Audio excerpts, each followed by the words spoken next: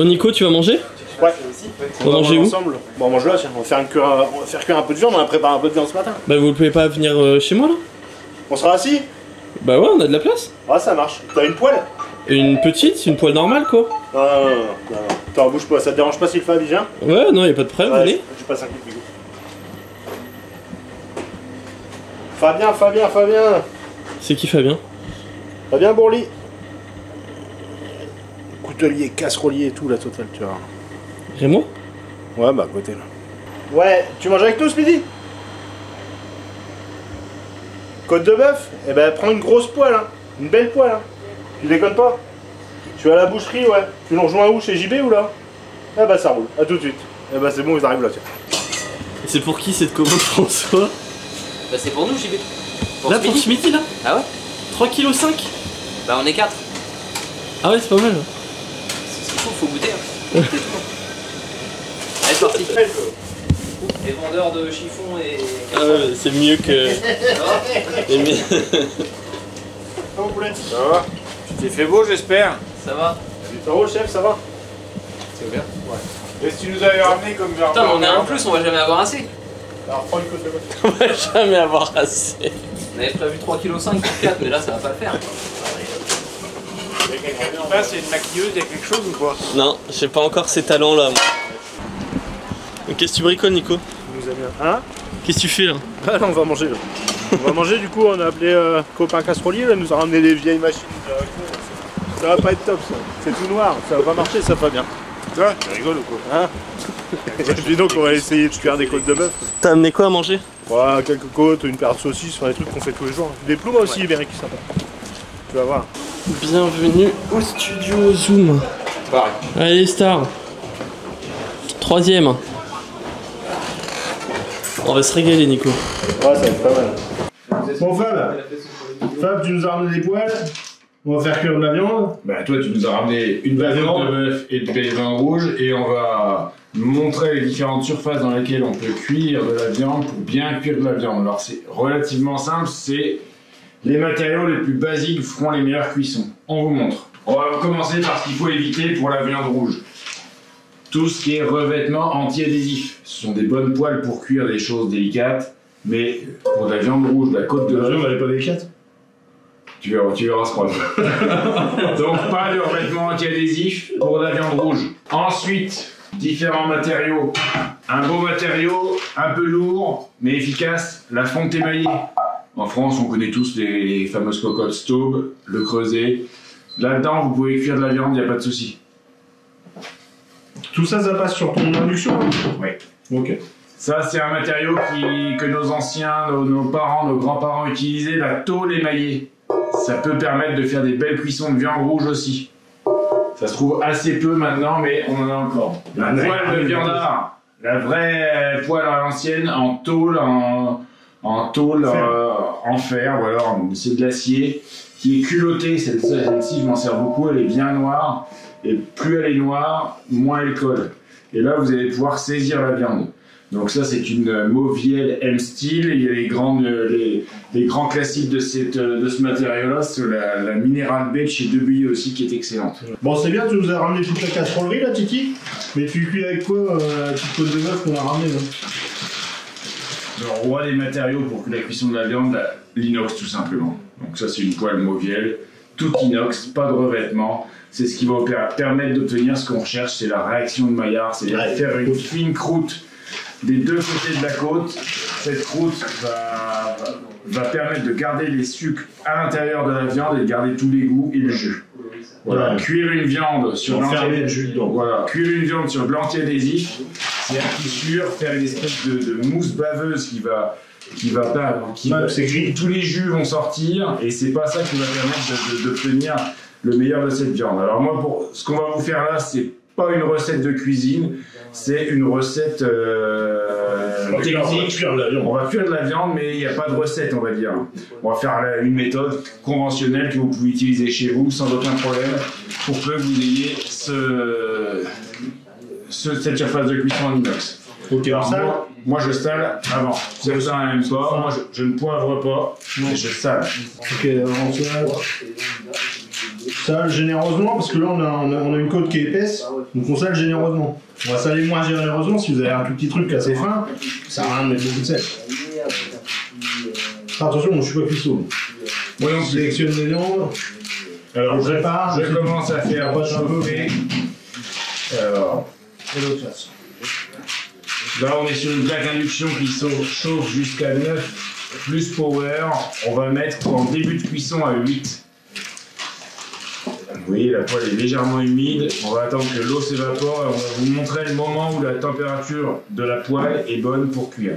Bon Maïté, qu'est-ce qu'on mange? Bon, Michel. On va vérifier qu'on est à la bonne température de cuisson. La réaction de Maillard, ça sert à rien de la faire trop chaude, de mettre trop fort. Ça s'obtient vers 180 degrés. On va voir la température de cuisson. Avant, on attend bien que de mettre la matière grasse à une bonne température. On va faire un mélange beurre et huile d'olive.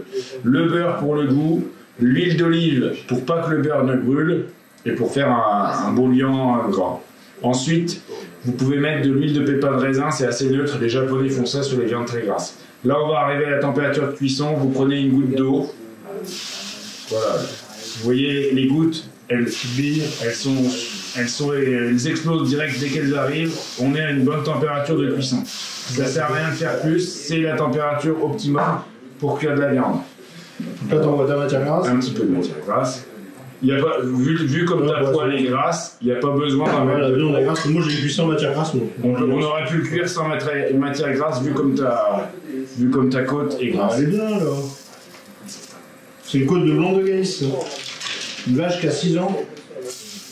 Une sélection qui est faite par notre ami de Rabougo. Et. Allez, tu peux mettre. Hop.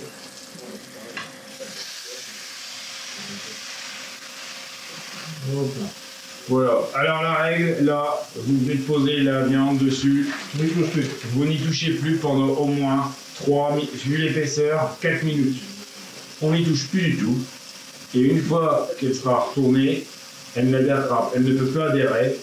Elle va faire une belle croûte et on la retourne et on la laisse 4 minutes. Et on va essayer d'obtenir une température de cuisson. 54. Ouais, mais on va s'arrêter à une cinquantaine de degrés pour ensuite la finir à monter en température dans l'aluminium.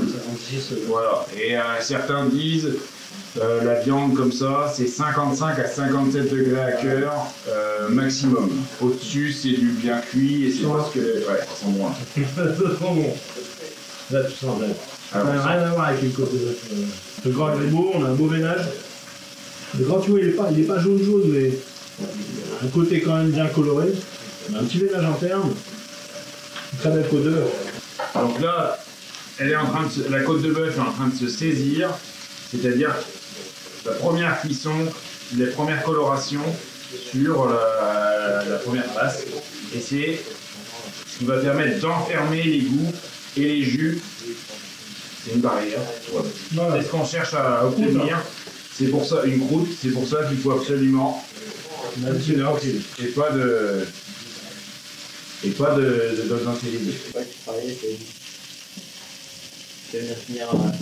On va pas tarder à la retourner, et pour la retourner, je vous conseille d'avoir une pince comme ça, une pince à viande, petite barbecue. Pourquoi? Parce que ça va pas piquer la viande, alors qu'une fourchette, on vous a expliqué tout à l'heure qu'il fallait garder les sucres à l'intérieur et les jus. Et là, si vous la piquez, les jus vont partir. Ça a marqué un peu la poêle, mais c'est normal. Mais ça n'a pas collé. Ça n'a pas collé, vous voyez, la réaction de Maillard est obtenue. Donc c'est cette coloration qu'on recherche. Moi, je remettrai un peu de gras. C'est bien. N'importe.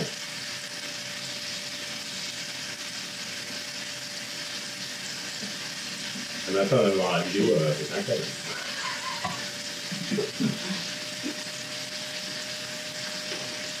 Allez, allons-y gaiement.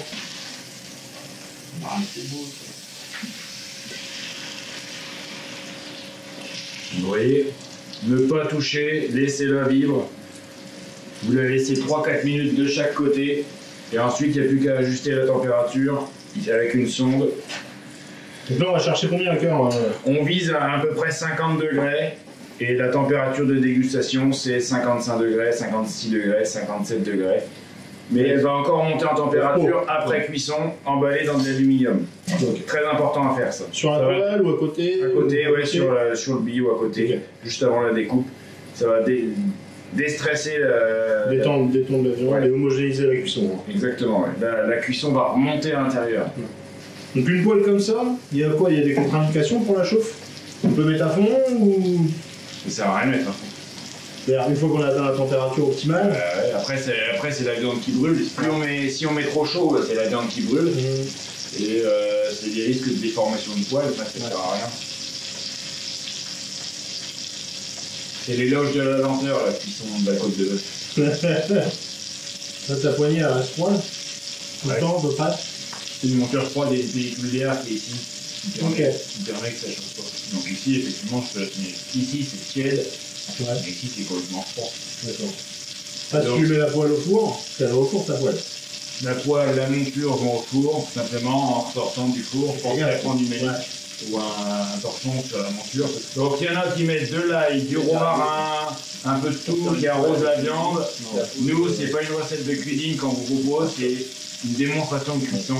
Ça veut dire en gros, posez votre viande, laissez-la cuire sur une surface inox ou non adhésive en tout cas, et foutez l'huile à paix, vous la laissez tranquille, vous l'oubliez, et après vous aurez une cuisson qui est parfaite. Donc là c'est une viande, on en a parlé tout à l'heure, hein, c'est une blonde de Galice. Une blonde de Galice c'est une sélection encore qui s'appelle OSB chez Discarlux.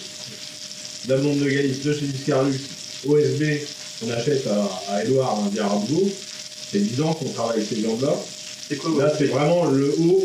OSB, c'est Old Beef Special, avec mon accent anglais légendaire. Donc, c'est des vaches qui sont sélectionnées pour leur âge et surtout pour le gras, pour tout un tas de choses qui vont amener d'avoir une côte de bœuf de très grande qualité. On a vraiment une différence entre ces côtes de bœuf-là et une côte de Galice standard. On a vraiment une différence entre ces côtes-là et une côte standard de viande française, n'importe quoi. Je ne dis pas que la viande française n'est pas bonne, je dis que celle-là, c'est vraiment autre chose encore. Hein. C'est vraiment c'est une histoire de caractéristiques qui sont différentes. Là, tu disais qu'on n'avait pas rajouté ça, ni de laurier. Là, il n'y a pas besoin. Non, il n'y a pas besoin, mais une viande comme ça. Là, ça, c'est une recette de cuisine. Avec une côte de bœuf comme ça, de cette qualité. Ouais. Avec du sel et du bois, tu fais une recette de cuisine. Je pense que tout le monde. Mais il y a tellement de vidéos où on voit notamment du romarin, chaque cuistot a ses recettes. Ouais. Nous, c'est pas une recette de cuisine. Mais si. Ah si, ouais, c'est comme ça que tu la manges. Ah ouais. Bah moi aussi, je mets pas d'ail et je mets pas de romarin. Oh, ok, ça c'est très bien. Alors, ça, les sucres, là, c'est le goût en fait. C'est tout le goût, c'est-à-dire qu'en fin de cuisson, on va faire un concentré de goût qui peut servir à faire une sauce d'accompagnement que vous pouvez lier ensuite avec certains fonds, avec du vin, avec des oignons, avec de la crème fraîche, ce que vous voulez. Et là, on va pas le faire, mais là-dedans, c'est un concentré de goût. On va juste faire un petit peu d'eau pour récupérer les sucres de cuisson. Là, sur le côté, on voit la coloration qu'elle commence à prendre ici. Là. On est pas mal. On est pas mal. Là c'est pour nous manger. On a laissé le dessus de côte, là, le dessus. Tu vois, on a la noix. Une côte, elle peut être constituée comme ça. Là, nous, on va le manger, ça. On aime bien, ça. C'est très bon. C'est goûté, j'aime bien ce morceau-là. C'est un peu plus ferme, mais ça a beaucoup de goût aussi. C'est très bien la laisser. Ça dépend des côtes de bœuf et de comment elle est constituée, de la tendreté de la côte. C'est vraiment la côte émergente. On peut le laisser. Mais c'est vrai qu'à l'avant, le client, comme le boucher, aime bien rendre une belle côte où il n'y a pas ce morceau. Voilà, ne vous inquiétez pas, quand vous venez chez vous la vache, ce morceau-là, vous ne l'avez pas sur une côte de bœuf. Allez, tu nous l'emballes la côte de bœuf. Allez, on est bon. On est dessus. Et ça se raille pas la poêle, je passe avec le truc, il n'y a pas de problème. C'est pas fait pour quand même. Non, c'est fait pour, il n'y a pas de problème. C'est pareil sur ta carte. Moi, je suis un peu bourrin. Là, on fait cuire direct dedans, on ouais, c'est le reste. Bah oui. Ouais, je vais quoi. Tu veux faire une réduction? Non, tu sais quoi, mais le reste, c'est le faux filet, le petit faux filet et le wagyu, les deux. Il faut filet et l'olive. Ouais. Le wagyu, il va être en dessous du filet. Pas sûr, parce que là, voilà qui égale pour les sucres de cuisson, ils sont là. Et le concentré de goût, il est là. Là, si on met du liquide, là, on arrive à avoir quelque chose de sympa. Ouais, on va le faire, tiens, pour l'embêter. Ah. Là, c'est ça qui permet d'obtenir les fameux sucs de cuisson là. Et ça, on va aller les chercher. Vous prenez une petite spatule avec un peu de silicone.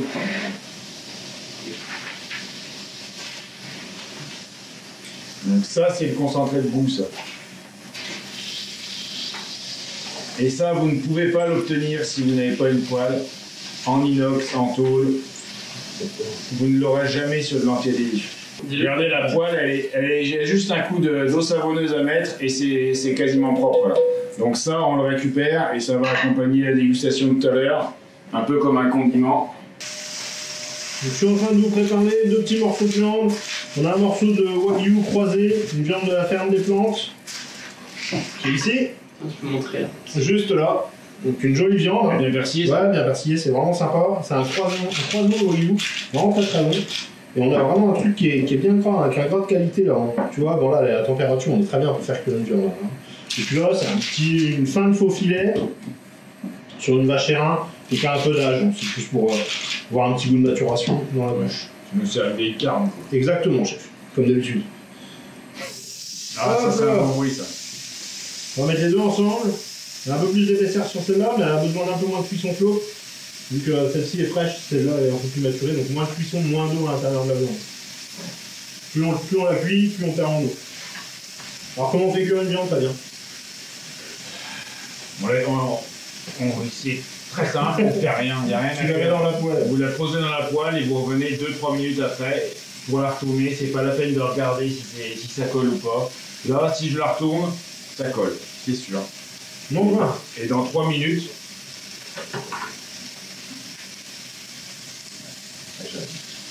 Alors pas encore. Ouais, ça, si, ça colle. Oui, ça colle. regarde, ça colle. Ouais, Et dans 2 minutes, c'est fini. ça colle plus.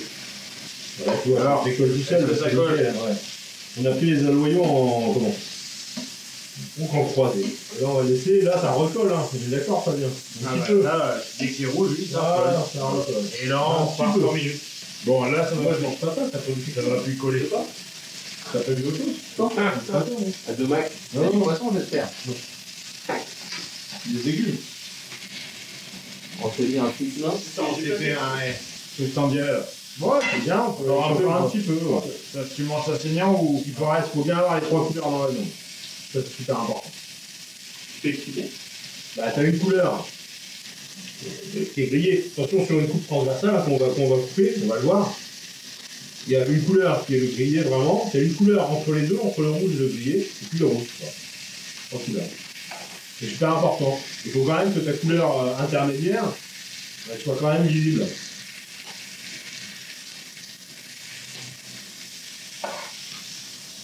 Ça, Ça, c'est parfait. ça c'est phénoménal. Et là, le côté grillé de la viande est exceptionnel.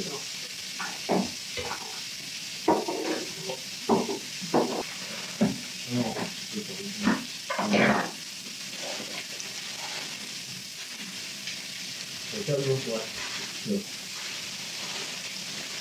Voilà, donc notre côte elle a reposé. On va retirer ça. Ça sort le jus, ça va. Voilà. Voilà. On va couper une côte de bœuf. Ça peut être simple. Vous avez l'os qui est là, hein, généralement, donc là il est là. Et donc on démarre de l'autre côté. Ouais, super couteau, la coutellerie là. Coupe très très fort, hein. C'est très bien. C'est vraiment un couteau qui coupe. C'est essentiel pour cuisiner, tout autant que pour découper une viande. Et pour manger, c'est vraiment sympa aussi d'avoir un couteau qui coupe.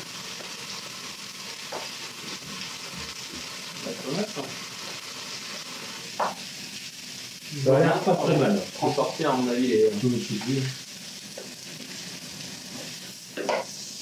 Et mets un peu de jus de cuisson. Je vais mettre un peu de cuisson dessus. Faut que tu le On va remettre du sel. Je vais le remettre là-dedans et puis on le réchauffe. Ouais, pourquoi pas, bonne idée. De quoi? De jus? On va faire un super jus. Là, on va poivrer. On est d'accord? C'est le poivre, on dit? Ressaler un petit peu.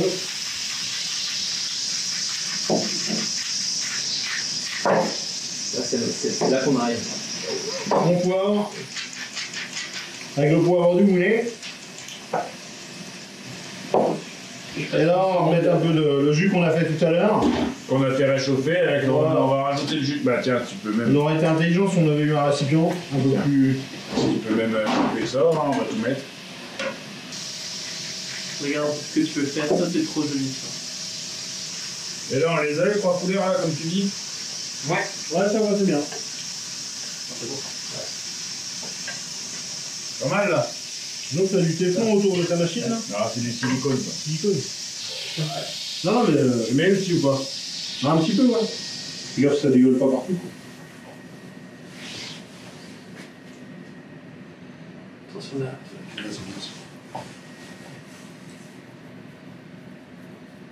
Magnifique. Ça, c'est dessus de côte. Qu'est-ce que t'en penses, François? C'est tendre. Ah, c'est très bien. C'est très bon. Et donc, du coup, le meilleur dans ça, c'est là, la noix, c'est ça? En fait, tout est bon. Parce que là, déjà là, c'est le dessus de côte, c'est ça? Ouais, le dessus côte, bah, ça, en fait, c'est déjà très bon. Mais c'est un morceau moins noble que le milieu de côte. On n'a pas toujours le prix du kilo. Mais oui. Si tu veux, ce qu'il va y avoir de meilleur, c'est quand tu prends un petit morceau de gras comme ça, avec un morceau de viande avec, si tu veux. Et que tu manges les deux en même temps, c'est comme ça que les Espagnols mangent. Et c'est ça qui est super bon en fait. C'est le wagyu là, non? Et dans les assiettes, c'est Regardez les deux là. Ils mangent ça dans leur coin là-bas. Ouf.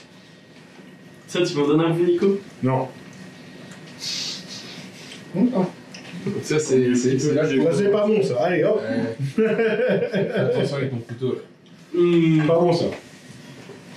C'est le wagyu, c'est pas mal. Hein. Parce que moi, j'ai pas goûté le wagyu, j'ai jamais goûté. Ça, c'est pas bon. Ça a un goût exceptionnel là, de maturation, c'est excellent. Tendre comme pas possible, et ça c'est vraiment très atypique. T'as l'impression que ça. Ouais.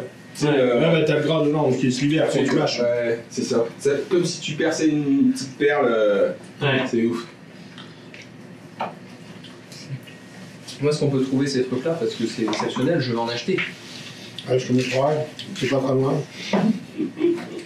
Non mais Oh la vache. celui qui vend ça est un génie. Tu le sais. Non, mais si tu cuis ça autrement que dans une poêle de la casserole champenoise, t'as pas ce goût. C'est vrai? Mais oui. Tu peux aller chez le lavage. Si t'as pas la poêle de la casserole, il n'y a pas le goût. On a du bol alors, je peux le dire. Je crois que c'est moi qui ai le plus de bol. Bon, ça. Hop, Tu me régales. tu fais ça et ça. C'est bon. Ça, c'est vraiment ouf. Ça, c'est ma préférée. Il y a du wagyu là.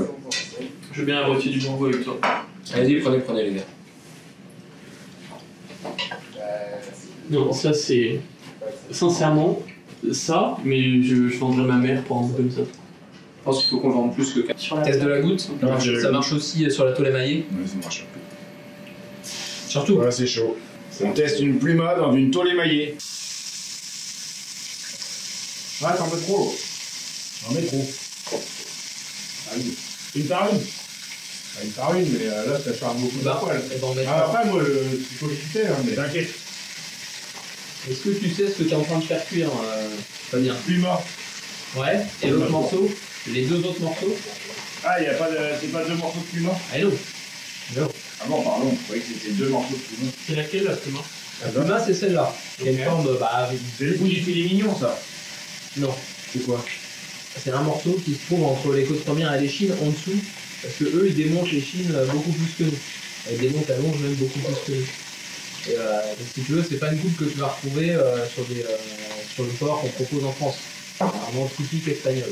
Donc la pluma, ils appellent ça la plume parce qu'ils trouvent que ça a une forme de plume. Donc, faut l'imaginer, hein, comme ça. Et ces morceaux-là, donc ça c'est des morceaux qui s'appellent. C'est un morceau qui s'appelle l'abanico. L'abanico, ça veut dire l'éventail en espagnol. Alors, on n'est pas tout à fait sûr d'où on trouve, parce que notre fournisseur, Edouard, que je salue, nous a dit que ça correspondait à la grillade. Vous voyez ce que c'est la grillade? Ce qui est sur les côtes premières. Bah, C'est recouvert. mais j'en ai déjà mangé. Ah bon? Sauf que nous, on voit que ça ressemble pas du tout à une grillade. Ça ressemble presque plutôt soit à une araignée de force, pareil, c'est très bon, soit ça peut ressembler aussi à un petit morceau au-dessus de l'échine qui correspondrait, si on devait le mettre sur le bœuf, au persillé. Voilà. En tout cas, tu verras, c'est très bon.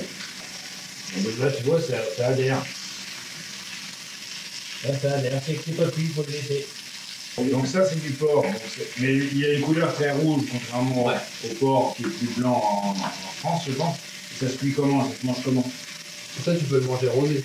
Rosé. Alors si tu veux, tu peux le faire comme tu fais le cochon d'habitude en France, c'est-à-dire plutôt à point, voire bien cuit. Ça va rester moelleux et tendre parce que c'est quand même des morceaux qui sont bien gras. Mais rosé, ça va être encore meilleur.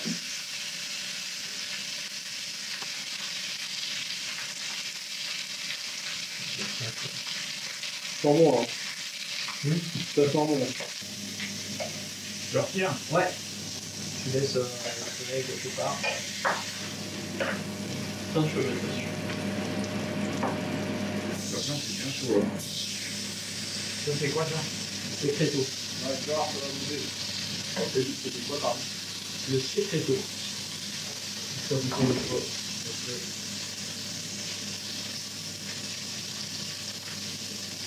Là, on peut la remettre.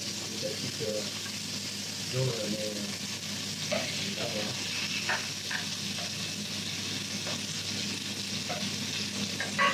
Pour poser les toiles, on sort sur le truc. Le genre. En fait, ce que je disais, c'est un truc où il y a un peu des consommables. Alors, on va découper la petite pluma et le petit abanico, le petit éventail.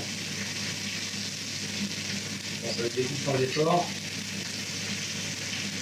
Vous avez la qualité de la viande et du couteau. Pas trop mal. Pour une fois, elle nous a ramené un truc qui coupe, c'est sympa. Le bacon, ça coupe toujours très bien de la maïs. Et si vous avez des vieux couteaux, vous les amener, il va vous les réparer sans problème. Voilà, pluma. Cuisson parfaite, bien joué chef, bravo.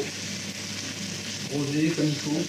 Allez-y. Je peux montrer à la caméra, hein, Non, parce que c'est pas celui-là, plus cher. ouais. Maintenant, on va couper l'autre morceau. Ah, c'est pas la même coupe ça, un peu plus de texture. Avec le fameux éventail. Hop. Je sais pas comment on fait pour vivre avec ça pour le but. C'est pas facile, hein. C'est une discipline hein, de vivre avec ça tous les jours et en mettre un peu de sel. Mais la planche pour bloquer une tour. Voilà. Allez, on goûte. Allez, on goûte. Hop. Du sel, non? Du sel? Ça, c'est exceptionnel. Ah, ça me rappelle l'Espagne, ça. Ah, ça, c'est trop bon. C'est bon ça. Oh, Là, c'est très très bon. Oh la vache. Comment ça fait sur les petits boules? Enfin, on en a plus là, on avait un truc qui s'appelle lagarto. Ouais, le lagarto, le lézard. Ouais. Non, on a tout bouffé. Désolé. Ça, c'est le la banico. Ça, c'est plus fort en goût. Ça a plus de texture, c'est pas mauvais. Ça, c'est très bon. La banico? Ça me plaît plus, moi, ça que la pluma. Ah non, moi, je préfère ça. Ça, là. La pluma, c'est très fondant. Ah ouais. Mais ça, t'as pas une texture de steak. Ça, c'est très bien, donc c'est lagarto. Le lézard. On reviendra avec le lagarto. Non. Attention, c'est pas du lézard, hein, ça reste du cochon. Non, ça. La plus moche, c'est le puma. Ça, c'est quoi là? Le secreto. Un peu plus dur à cuire. Ah, mais On dirait une escalope milanaise. Non. Tu vas voir l'escalope. On met des saucisses là-dedans. On va tester la poêle en fond. Très bien. Ça, c'est tous les maïs. Eh, t'as vu, ça C'est bien, vaut ça. c'est bien, mais ça vaut 30 francs 6 sous. C'est un grand diamètre et vous n'avez pas vu, elle a bombé à la chauffe. C'est-à-dire que tous les jus, ils étaient sous. Regarde, tu vois, elle est bombée. Et donc, ça a brûlé un peu au-dessus. Voilà. Ouais. Alors, on va le manger quand même. Ça va pas être mauvais. C'est parce que ça chauffe trop fort. Et tu vois, Ouais, c'est moins grillé que. C'est moins grillé. Non, moins c'est parce qu'elle est un grillé peu que- fine aussi. Ah d'accord. Ah bah c'est sûr, ça va être moins bien. Ouais. Mais moi, la moitié des fois, mon sang, elle tombe. Hein. Et des fois, dans l'autre sens, elle tienne plus droit. Tu vois? Ouais, je vois. Là, elle fait un bilboquet, quoi. Parce que tu utilises la surchauffe. Ah, c'est pas impossible. C'est un peu ça, non? Elle a un gros... Et plus elles sont épaisses, et après, bah, tu leur remets pas, quoi. Non, impossible. J'ai essayé de mettre des coups de marteau et tout pour les remettre Pas plus, ça. Pourquoi c'est aussi blanc, là? Vous voulez prendre les morts plus endroits dans le coton? Ouais. Même chose sur un dos. Ah ouais, sur le boss, il y a des gens qui sont très énervés, qui vont être vraiment rouges, voire grenats. On a fait un morceau qui s'appelle le Secreto. Un morceau de coton ibérique, oui. Secreto ibérique. Vous montrer un petit peu ce que ça donne. Voilà. C'est un morceau qui est encore très véné de gras. C'est un morceau de coton. C'est super bon.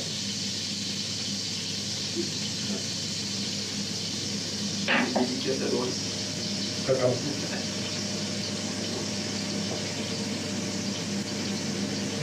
Trop bon. Donc bon, c'est ferme. Alors le secreto, c'est bon aussi. Ça fait un truc d'avant. C'est une.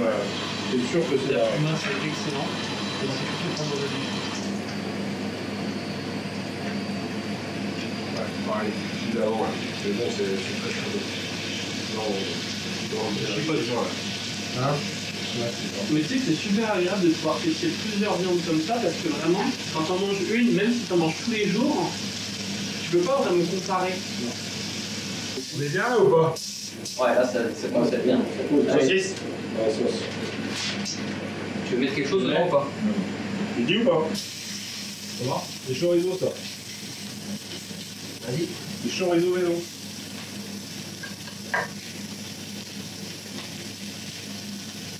Donc tu vois, on peut faire des saucisses donc à la poêle. Pas de problème. C'est une poêle de ta grand-mère, ça, de ça, là?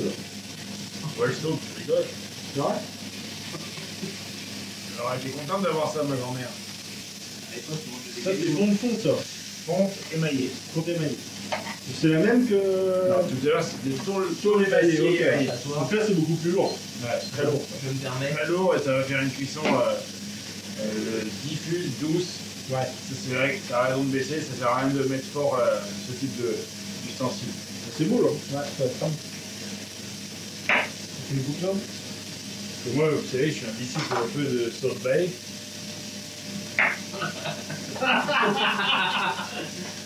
Je te mets du sel dans la main. Et après, il pointe comme ça avec le bout du couteau, voilà, comme ça. Il est étal, exactement. C'est chaud, hein, je peux cramer les pattes. Oh là là, qualité. Ils ne sont pas dans le métier de la bouche.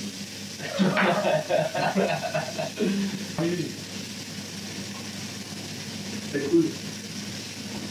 Tu veux dire quoi, là-dessus? On peut, ouais, carrément. Non, il n'y en a pas eu. Ouais, bien un tout petit peu. Je sens chou. Oh, ça serait pas mauvais non plus, hein. Ah non, c'est bon. Ça, c'est la belle coup. Ça, c'est un bon, entre-deux. C'est du cochon. Voilà, C'est fort de Alors, c'est du bellota encore. Ouais. Et c'est un. C'est l'Europe de l'Est, on sait pas vraiment où, et c'est édité en Espagne.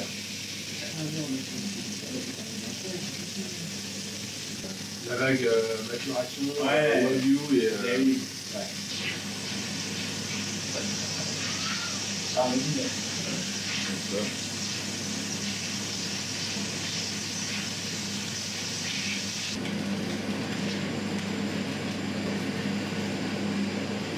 C'est gras. Salut. Allez. Allez. Attaque. J'espère que c'est bon, ça. Ça va être chaud, là.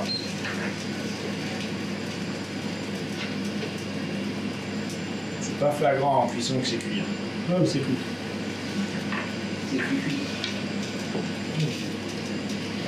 C'est bon. C'est pas très. Punchy. Hein.